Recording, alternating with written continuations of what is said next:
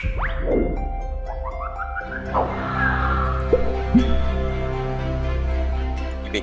berada 1/8 bagian di permukaan laut. Nah, oke. Berarti dia yang tenggelam tercelupnya 7/8. 7/8. 7/8 ya. Dikali dengan volume. Volumenya di sini adalah 16, berarti kalau kita tulis maka volume tercelupnya ada berapa, Bu? 14 ya? Betul? 16. Ya, 7 kali 2, 14. 16. Betul. Oke, sampai sini jelas Bapak Ibu? Jelas. Jelas ya. Maka besar gaya apung. Oke, ini ada rho-nya, rho-nya sudah diketahui ini Bapak Ibu, rho-nya. Maka besar gaya apung tinggal tulis FA sama dengan rho dikali dengan G dikali dengan V tercelup. Hati-hati ya, V-nya V yang tercelup gitu kan. Nah, maka tinggal kita masukkan sama dengan 1100 dikali dengan 10 dikali dengan 14 kali cm pangkat min 6. Senti ke meter naik berapa, Bu? 2 anak tangga. 100. Naik 2 dibagi 100. Oke, saya buat tangga-tanggaan ya. Ini saya misalkan senti, di atasnya senti ada apa nih Bapak Ibu? Desimeter. Kemudian milimeter ya. Meter. Ini mili bawahnya. Milimeter. Ya, kita lihat ini dari senti ke meter dia naik 1, naik 2, naik 2. Berarti naik 2 kali. Naik 2 kali. Ya. Karena naik maka dibagi. Nah, karena di sini pangkatnya adalah pangkat 3, maka 2 kali 3 berapa? 1 juta. 2 kali 3 berapa? 6. Karena naik minus, berarti minus 6 Berarti gitu ya. minus 6. Ya, jelas ya Bapak Ibu? Jelas. Jelas ya? Oke. Jelas. Sama dengan kita hitung aja lah. Berapa tadi ketutupan? Oke, angkanya yuk kita hitung nolnya di sini ada 1, 2, 3. Saya punya 03, punya hutang 6. Saya bayarin masih hutang 3 ya. 10 pangkat 3. Masih hutang 3 ya berarti ya. Iya. Saya kan punya nolnya, saya punya nolnya 3. Gravitasinya nggak dicoret ke FA kah? FA kan massa kali gravitasi. Ini yang ditanyain gaya apungnya loh, Bu. Oh iya Kalau sih. kalau Ibu masukkan massa kali gravitasi nanti Ibu mau nyari apa? Oh iya. Benar. Oke, saya lanjut. Benar. Ya. Makasih. Saya punya 03, saya hutang 6. Oke ya. Berarti masih hutang 3 kan gitu kan? Oke. Rahasia perkalian 11. 14 kali 11. 14 itu angkanya 1 sama 4. 154. 154. Oke ya, 154 ya. Jadi kalau rahasia perkalian 11 itu tinggal kita pisah, terus angka tengahnya merupakan penjumlahan dari angka yang kita pisah, itu ya. Oh iya. Oke ya, misalkan berapa? 63 dikali 11, berarti 6 sama 3-nya dipisah, 6 tambah 3 adalah 9693. Gitu ya Ibu ya, Bapak ya. Oke, saya lanjut. Baik. Berarti ini jawabannya adalah 154 ya. 154 kali 10 pangkat minus 3. Oke ya. Berarti di sini hasilnya adalah kita hitung mundur nih dari 4 maju 1. Oke, 0,154 Newton. Ada pertanyaan silakan Bapak Ibu. Izin gambar sistem pencernaan sapi berikut. Ngapunten. Nomor 3 tadi jawabannya apa, Bu Dwi? Jawabannya B, Ibu. Matur nuwun. Nggih, sami-sami. Ini kemarin ada yang request soal seperti ini tentang sistem pencernaan pada sapi. Nah, berdasarkan gambar di atas, tempat terjadinya penyerapan zat-zat makanan melalui villi terjadi pada nomor 1. 1. Yang lainnya? 2. 2. Omasum ya. Omasum ini. Omasum, abomasum, omasum.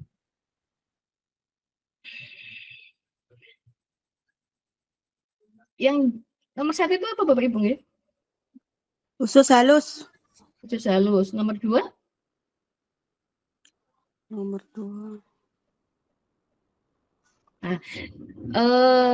Omasum. Pencernaan pada sapi itu mempunyai, bukan pencernaan pada sapi ya, tapi hewan untuk pemamah biak itu mempunyai sistem pencernaan yang unik gitu. Berbeda dengan pencernaan kita, kalau kita itu hanya mempunyai satu lambung saja, maka untuk sapi dan jenis hewan pemamah biak yang lainnya itu lambungnya ada 4 macam, ada 4 ruangan dibagi menjadi 4. Kalau di sini biasanya tak singkat dengan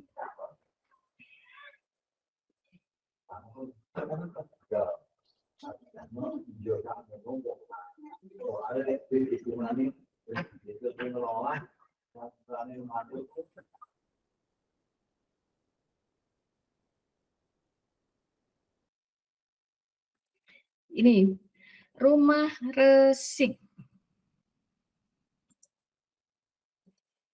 Rumah resik Om Abbas.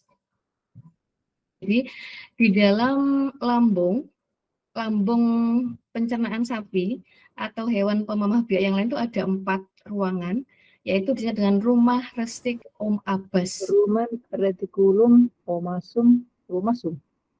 Apa? Iya. R ini adalah retikulum. Retikulum. Kemudian resik itu dari kata retik ya, retikulum. Retikulum, Kemudian omnya ini Omasum. adalah omasum. Kemudian abasnya ini adalah abomasum. abomasum.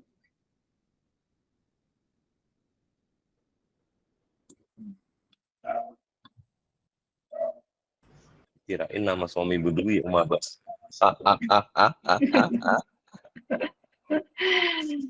Ya. Jadi rumah resik Om Abbas ada retikulum. Ini rumen. Rumen itu. Oh iya, keliru ngetik. Maaf.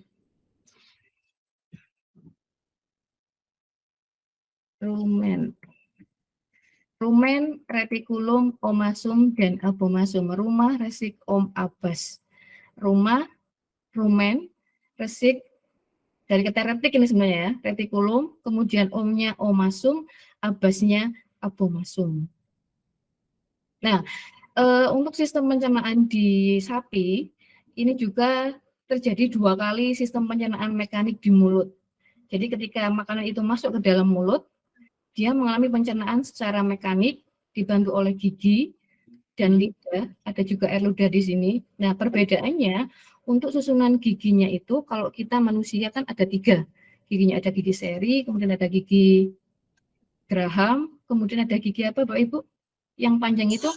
Taring ya, gigi taring. Nah, untuk mereka, karena gigi taring itu kan, karena dia makanannya kan beda dengan kita, akhirnya gigi taring itu mengalami rudimenter.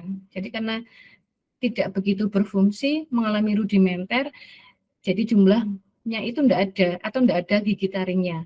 Yang ada itu hanya gigi geraham dengan jumlah yang lebih banyak dari yang kita punya. Nah, ketika sudah dicerna secara mekanik di sini, kemudian makanan akan masuk ke dalam nomor 4. 4 ini adalah esofagus. Esofagus, kemudian dia akan masuk ke dalam lambung yang pertama. Lambung yang pertama ini itu namanya adalah rumen. Nah, nama lain dari rumen ini adalah perut besar. Apa yang terjadi di sini? Yang terjadi di sini itu adalah tempat penyimpanan sementara makanan. Jadi setelah dimakan, dikunyah di mulut tadi, makanan akan disimpan sementara di dalam rumen. Nah, kemudian tidak hanya disimpan Bapak Ibu, tetapi di sini juga terjadi proses namanya fermentasi oleh bakteri selulosa. Bakteri selulosa ini atau enzim selulosa ini dia akan berfungsi untuk mengubah enzim selulase, ya, selulase untuk mengubah selulosa nantinya akan menjadi glukosa di sini.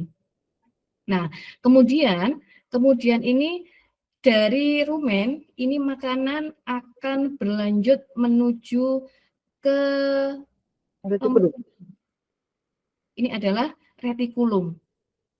Di sini makanan itu akan dibentuk menjadi gumpalan kasar atau bolus. Sama kayak bola-bola gitu. Bola-bola. Nah, kemudian setelah masuk di retikulum ini, makanan akan naik lagi ke esofagus di sini. Dikunyah 2 kali. Iya, masuk ke mulut kemudian dikunyah lagi gitu. Jadi kalau kita lihat ada segerombolan sapi gitu ya lagi makan di padang rumput, kemudian setelah mereka kenyang kan biasanya kan duduk-duduk di bawah pohon semilir angin gitu ya. Mungkin kalau yang ibu-ibu sapi itu sama sekalian gibah Bapak Ibu ya.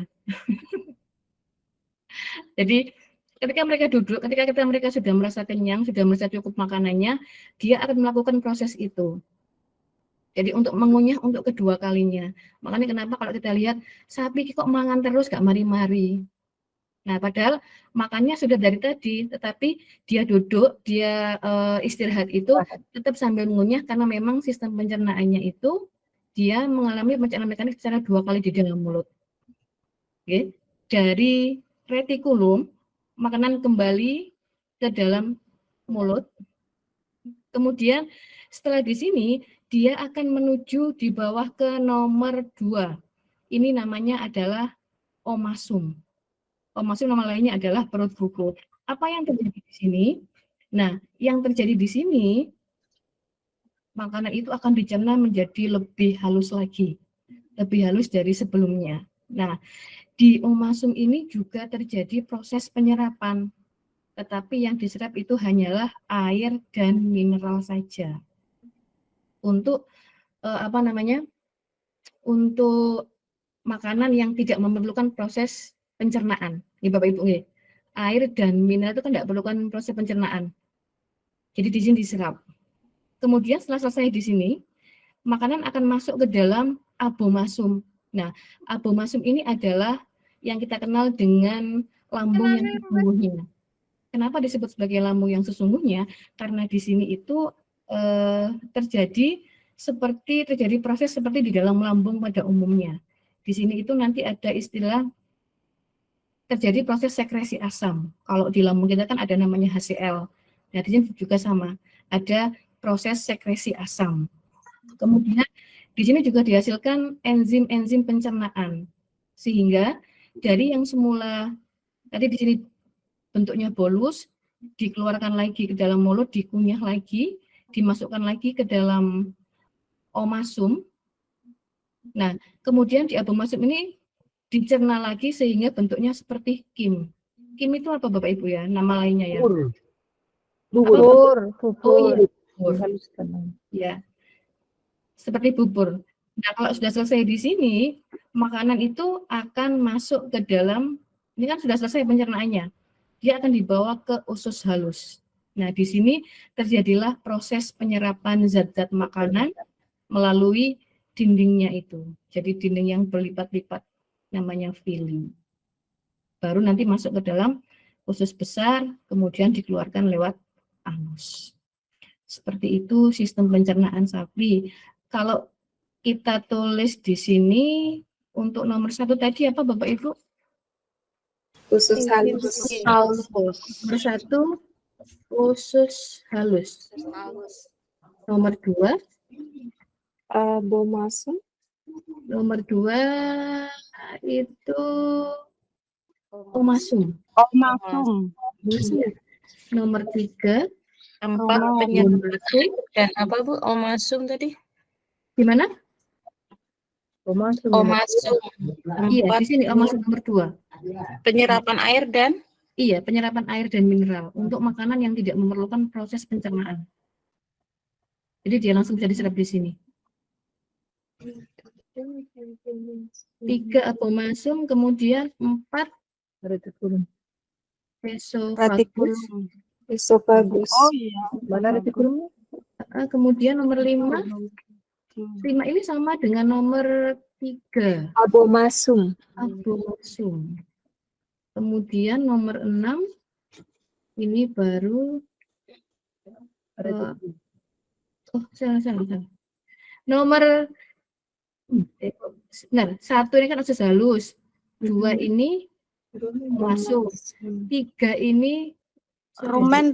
Mana Dan tadi saya kok selalu nulis nyebut rumen terus ya. Tentunya Rumen. Nomor 6 ini baru, yang ini abomasum. Sorry, ini rumen. Kemudian abomasum. Oke. Tak ulangi sekali lagi untuk sistem pencernaan sapi. Nomor 7 belum, Bu. Oh, nomor 7 ya, belum selesai ternyata. Itu. Nomor 7 apa berarti? Retikulum ya. Retikulum, iya. Retikulum nomor 7. Oke. Makanan dikemas secara mekanik di mulut, kemudian melalui esofagus, masuk melalui esofagus, kemudian dia akan masuk ke dalam ini, omasum. Oh, sorry. Dari esofagus ini makanan masuk ke dalam rumen.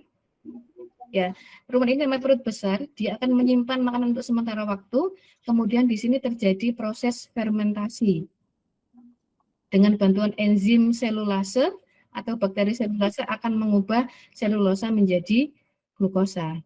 Kemudian setelah dari rumen, makanan akan masuk ke dalam lambung yang kedua, yaitu retikulum. Di sini, di retikulum ini makanan dibentuk menjadi apa tadi namanya? Bolus. Kemudian makanan akan dimuntahkan kembali ke dalam mulut, kemudian dikunyah untuk yang kedua kalinya. Setelah dikunyah, makanan akan masuk ke dalam omasum. Di sini terjadi proses penyerapan air dan mineral. Kemudian makanan akan masuk ke dalam lambung yang sesungguhnya, yaitu abomasum. Abomasum. Iya, ini terjadi proses pencernaan seperti pada umumnya. Kemudian setelah selesai, makanan akan masuk ke dalam usus halus.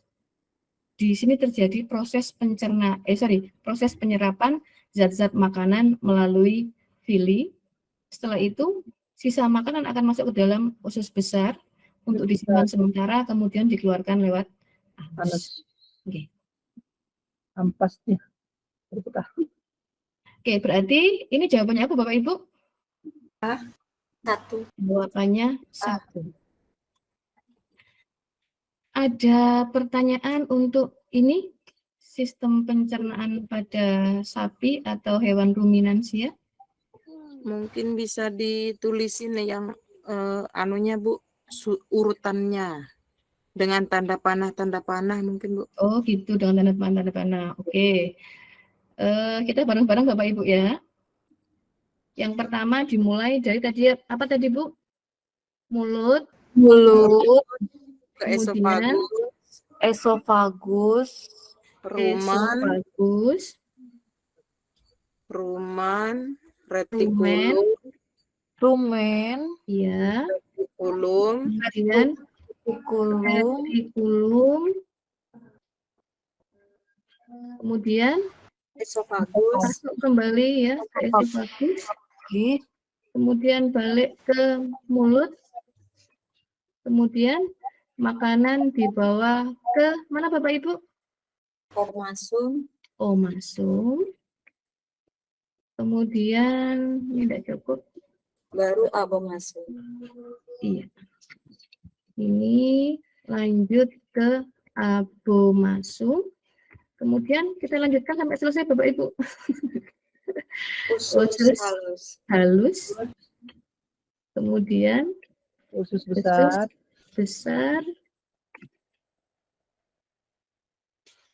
Halus. Retikulum. Ini proses pencernaan yang terjadi pada sapi atau hewan ruminansia lainnya. Dari mulut, esofagus, rumen, retikulum, esofagus lagi, mulut, omasum, abomasum, usus halus, usus besar, dan anus. Kalau ada pertanyaan, di manakah tempat penyerapan air dan mineral? Di mana Bapak Ibu? Omasum. Di omasum. Di omasum. Di manakah terjadinya tempat pencernaan yang sesungguhnya? Di lambung. Abomasum. Abomasum. Di abomasum. Di manakah terjadinya proses fermentasi? Rumen. Di rumen. Bapak Ibu sudah pintar semuanya. Ada pertanyaan untuk nomor 4? Untuk pencernaan hewan ruminansia? Bertanya Bu, jadi kalau dari semua itu perut yang besar itu rumen ya Bu? Iya, yang besar itu rumen. Namanya lainnya perut besar. Kenapa dinamakan perut besar? Memang karena ukurannya itu dibandingkan dengan yang lainnya dia yang paling besar. Berarti sama dengan yang dikatakan perut kita ya Bu? Enggak. Gimana maksudnya Ibu? Yang kalau di perut sapi, kalau di potong-potong itu kan ada yang seperti handuk. Yang Isi seperti perut sapi. Yang seperti handuk itu berarti rumen ya Bu? kalau yang itu retikulum bukan Bu, yang jala. Begitu ya? Iya. Retikulum.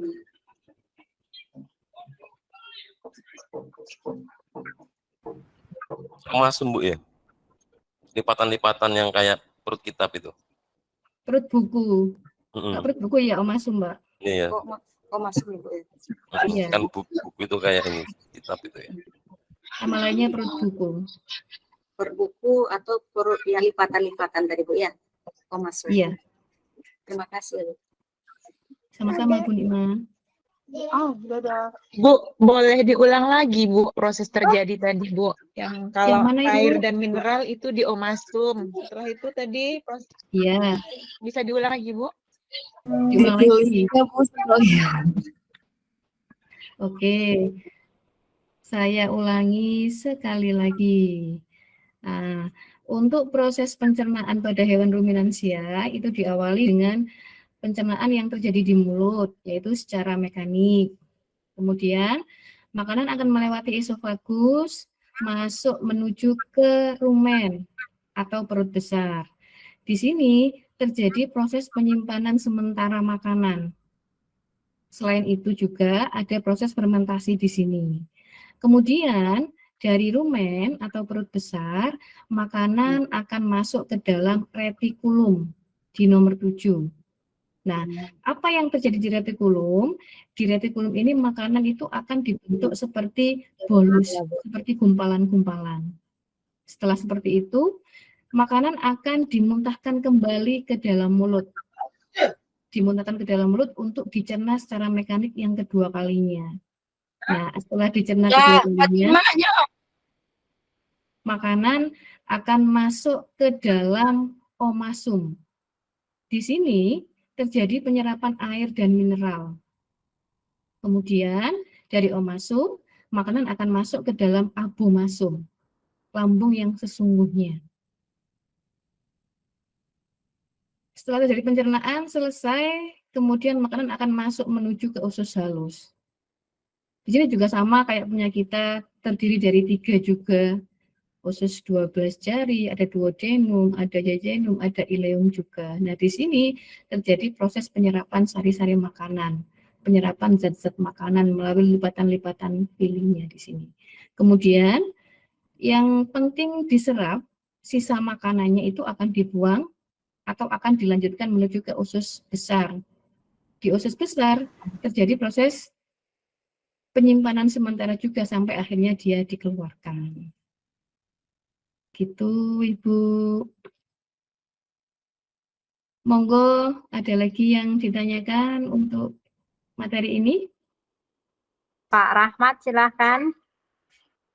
Baik, berarti untuk enzim yang mengubah selulosanya itu ada di abomasum ya Bu, di usus di lambung sebenarnya gitu. Di rumen. Di rumen. Oh, di rumen. Oh iya. Iya. Nggih, Pak Rahmat, adanya di rumen untuk enzim selulasanya. Bertanya Ibu, Iya, Bu Nima, monggo. kalau ini kan proses pencernaan pada ruminansia, itu kan selalu diberikan contoh pada sapi itu Bu ya.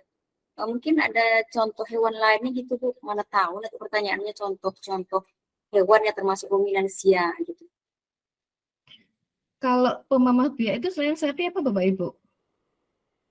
Kambing. Iya, kambing, Kuda, domba, Kambing, kerbau, iya. rusa Bu, rusa. Iya, rusa bisa. Kebanyakan Beda itu dengan kuda. mereka yang herbivore ya Bapak Ibu. Jadi Beda kalau dengan kuda, Bu. dia membutuhkan enzim selulosa dengan jumlah yang lebih banyak karena memang jenis makanannya ya serat yang kandungan selulosanya tinggi. Tuh. Bismillahirrahmanirrahim. Saya mulai ya Bapak Ibu soal nomor 1. Nanti kalau misalnya saya terlalu cepat boleh di request-kan karena saya kalau baca itu kadang terlalu cepat. Oke, soal nomor 1. Ibu Ani, seorang guru kelas 7 SMP Negeri 1 Patimuan, akan melaksanakan pembelajaran dengan mengajarkan indikator menganalisis hubungan antara komponen ekosistem dan jaring-jaring makanan di lingkungan sekitar. Supaya dapat mengukur kemampuan HOTS pada peserta didiknya, maka rumusan indikator soal yang tepat untuk dikembangkan menjadi soal adalah, Bapak Ibu, saya mau bertanya dulu, kata kunci di sini yang mana ya? HOTS. Oke, selain itu Bu. Selain HOTS, menganalisis kemampuan HOTS, dan satunya lagi adalah menganalisis. Analisis hubungan antara Nah, ya ini kata kuncinya ya, saya bacakan jawabannya. Yang A, menjelaskan rantai makanan pada ekosistem tertentu dan menyebab kepunahan suatu komponen akibat proses makan dan dimakan. B, menjelaskan peran organisme tertentu dalam suatu rantai makanan yang disajikan dalam gambar. C, memprediksi perubahan yang terjadi pada ekosistem tertentu bila salah satu komponen dalam rantai makanan punah atau berkembang dengan pesat. D, menyebutkan organisme yang dapat menduduki bagian pada rantai makanan. Yang E, memberi contoh organisme tertentu dalam suatu rantai makanan yang disajikan dalam gambar. Jawabannya yang mana Bapak Ibu? Kemarin yang C. Memprediksi. Kenapa kok memprediksi Bu? Karena kalau yang C1, yang lainnya C2 masih C1, C2. lots. Oke, yang A menjelaskan ini C berapa Bu? C2. Oke, betul. Menjelaskan itu C2. Kemudian sama ini ya, berarti ini menjelaskan juga C2. Kemudian kalau memprediksi C berapa Bu? Memprediksi C berapa Bapak Ibu? C4. C4. Memprediksi itu? C4. Memprediksi perubahan yang terjadi pada ekosistem tertentu. Memprediksi itu sama dengan C5, Bu. Oh, menilai. Sama. Iya, memprediksi itu C5. Menyebutkan? C1. Ya, saya tandai dulu ya di sini. Kemudian yang ini memprediksi. Terus menyebutkan C1. Betul kalau memberi contoh, Bapak Ibu, C berapa? C1. Oke, betul. Menyebutkan C2, kemudian menyebutkan C1, kemudian memberi contoh C2 ya, Bapak Ibu. Memberi contoh itu C2. Nah, dari soal seperti ini, kira-kira kalau misalnya ketemu soal seperti ini, berarti sudah tahu kata kuncinya ya, Bu. Kita lihat indikatornya apa, kemudian kita cocokkan dengan yang ditanyakan, berarti kemampuan HOTS jelas. Itu yang penting C4, C5, atau C6. Perlu saya tuliskan tidak Bapak Ibu untuk C1 apa? Apa sudah hafal? Perlu, Bu. Perlu Bu, tulis saja Bu. Oke, tulis saja. tulis ya. Untuk saya tulis di sebelah sini. C1 berarti itu sama dengan mengingat. Iya, oke, mengingat. Nanti saya kirimkan apa ya? Yang termasuk ke dalam mengingat itu kata kerjanya apa saja nanti saya kirimkan. Tipsnya untuk menghafal, Bu. Kadang lupa. Iya, saya juga gitu Bu. Kalau tergantung soal kan kayaknya tips untuk menghafal kan itu banyak banget ya kalau baca taksonomi Bloom itu ya. Kalau Iya. saya itu sok ngira-ngira gini Bu. Oh ini sering yang keluar tuh ini menganalisis ini, menjelaskan ini. Kayaknya nggak jauh beda. Membuat berarti C6 gitu. Kalau saya gitu Bu. Ya kita sering latihan dan sering membaca juga. Karena model untuk mengerjakan soal yang seperti ini memang gampang, tapi kadang sok keliru gitu ya. Iya. Gampang-gampang susah gitu ya. C2 mengingat, C1 mengingat, C2 Memahami. Oke. Menjelaskan. C2 memahami. Baik, C3 Menerapkan. menerapkan. Aplikasi. Ya, menerapkan. C4 Menganalisis. menganalisis. Oke, C5 Mengevaluasi. iya, evaluasi. C6 Mencipta. mencipta. Mencipta berarti ada kata-kata membuat gitu ya Bapak Ibu ya. Iya. Oke, sampai sini. Besok kalau dikasih soal yang seperti ini kira-kira bisa nggak Bu? Insya Allah. Iya, besok kita rubah indikatornya ya. Yang Pak Tri sering rubah indikator ini. Digonta-ganti, kemudian kita masukkan ke dalam suatu rumusan indikator. Jadi, tapi intinya untuk menjawab soal seperti ini harus tahu kata kuncinya tadi indikator, kemudian yang ditanyakan ternyata kemampuan HOTS, berarti kita harus tahu yang mana yang termasuk ke dalam HOTS. Untuk soal nomor 1, bagaimana Bapak Ibu? Ada pertanyaankah? Tahu lanjut? Lanjut, Bu. Oke, baik. Soal nomor 2. Disajikan kegiatan pembelajaran IPA yang dilakukan oleh seorang guru menggunakan model inquiry terbimbing dengan tujuan pembelajaran. Melalui kegiatan eksperimen, peserta didik dapat menggunakan jangka sorong dengan benar sebagai berikut. 1. Menyampaikan tujuan dan mempersiapkan siswa.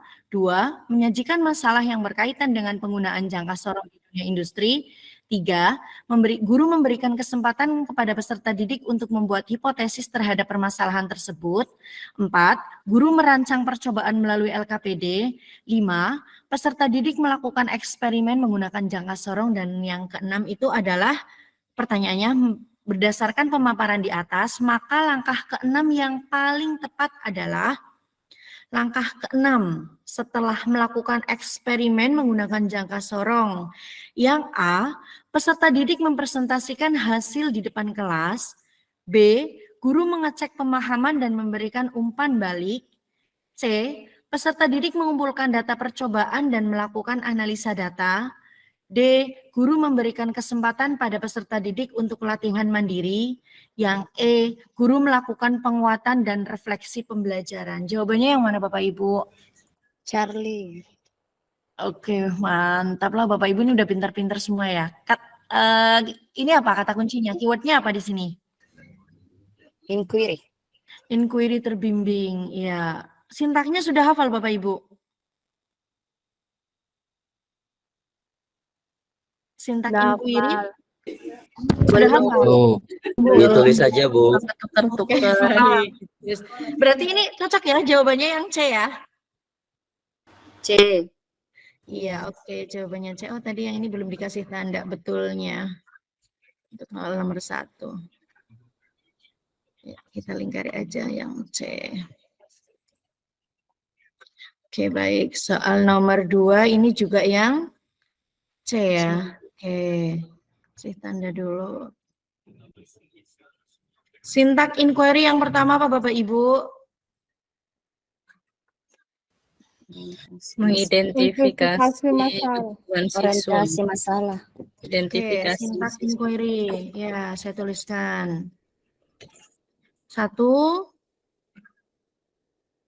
Orientasi. Masalah.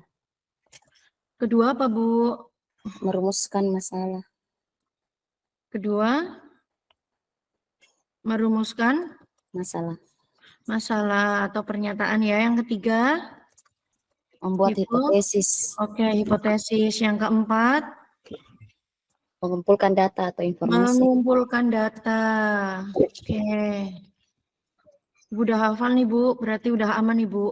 Kalau sintaknya udah hafal. Yang kelima, habis mengumpulkan data baru Menguji hipotesis. menguji hipotesis. Dan yang keenam, Membuat kesimpulan. iya, membuat kesimpulan atau menyimpulkan. Ya. Oke. Ini untuk yang syntax inquiry ya. Syntax inquiry yang pertama orientasi masalah, 2 merumuskan masalah, kemudian hipotesis, keempat mengumpulkan data, 5 menguji hipotesis, dan yang keenam adalah menyimpulkan. Untuk soal nomor 2, ada pertanyaan Bapak Ibu? Bu Subaidah, Resan, silahkan. Ya, Baik, silakan Bu. Bu, soalnya kemarin-kemarin waktu yang soal 120 itu ada juga jenis inquiry apa gitu. Apa sih bedanya itu, Bu? Ya, ini kan terbimbing ya.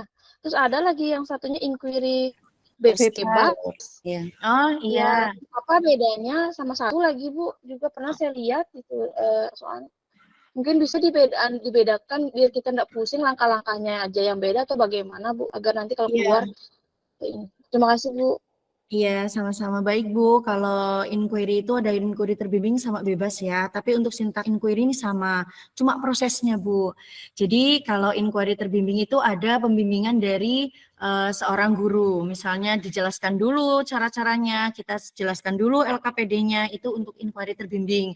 Kalau inquiry yang murni, betul-betul murni, peserta didik itu betul-betul menemukan suatu hal yang memang tidak ada bimbingan dari seorang guru. Semuanya ditemukan murni oleh peserta didik tersebut.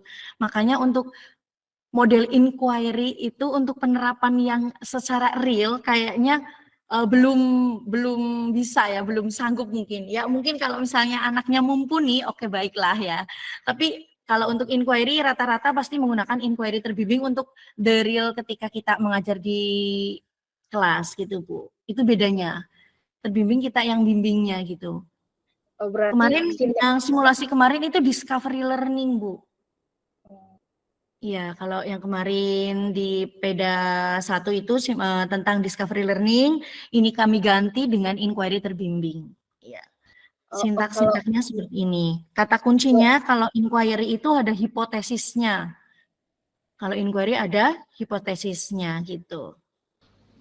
Kalau discovery, gimana Bu? Oke Bu, kalau memang sama sintaknya, jadi nggak jadi masalah, penting satu yang dihafal.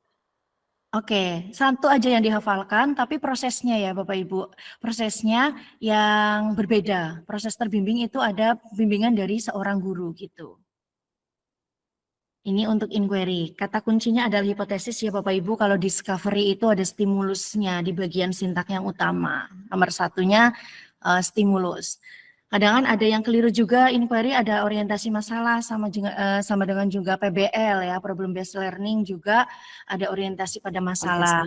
Tapi iya, kemudian sintak ke bawahnya kan kalau problem based learning berbeda. Nanti kita bahas satu persatu kalau ada ketemu sama soalnya ya Bapak Ibu ya.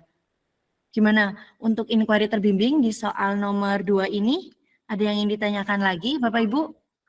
Itu Bu tadi mohon maaf untuk yang kata kunci inquiry itu kan tadi hipotesis ya Bu. Iya ada betul. Hipotesisnya. Kalau yang discovery itu apa tadi Bu? Stimulus. Nomor satunya stimulus. Iya.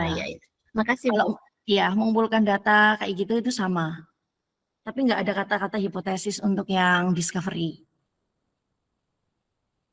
Oke, bisa dilanjut Bapak Ibu? Nomor 2.